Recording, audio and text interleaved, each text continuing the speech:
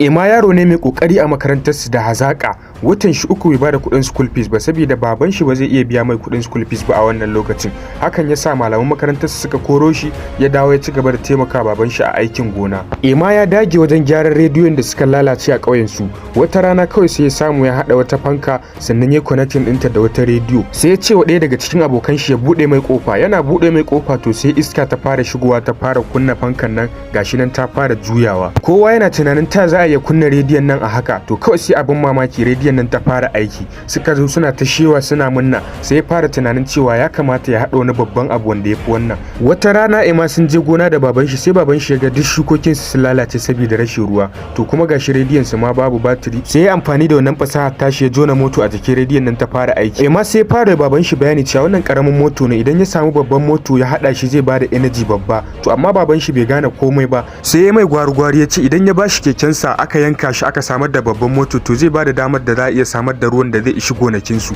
Baban sa ya rufe shi da fada ya ce baka da hankali keken na zan baka akan wannan kayan da kake hada na shirme har ya karya mai moto din nan nashi. Kowace rana Ema bai sare ba yana roƙon baban shi akan ya bashi keken nan ya je ya hada abin nan to sai dai wata rana baban shi ya yanke shawarar zai bashi keken nan ya je a yayyanka shi ya hada abin da yake so ya hada. Ema ya yi wa baban shi alƙawarin ba zai bashi kunya ba zai sa shi alfahari da shi sai aka je aka dauki keken nan aka giggintse shi sannan ya zo ya hada abin da yake so ya hada. Aka saka wannan tiyo din a cikin rijiya sannan da taimakon yan ƙauye aka samu aka kafa waɗannan itacen aka ɗauki wannan moto din aka makala shi a jikin wannan itacen ya haɗa wayarin ɗin shi ya makala. Fanka ta fara juya kowa yana zuba ido ya ga me zai faru Ema yana fata dai aikin nan nashi ya nasara. Ana zaune ana cikin aiki kawai sai moto din nan ya fara aiki ruwa ya fara dan bullutsowa kaɗan ana haka kawai sai ga ruwa nan ya fara zuwa da yawa. Baban shi ya taho a guje rungume shi ga ruwa nan ya fara shiga cikin gonaki an fara amfana da shi. Baban shi ya tsaya yana kallon shi yana mamaki. Haka bayan kwanaki kaɗan shukoki suka fara fitowa.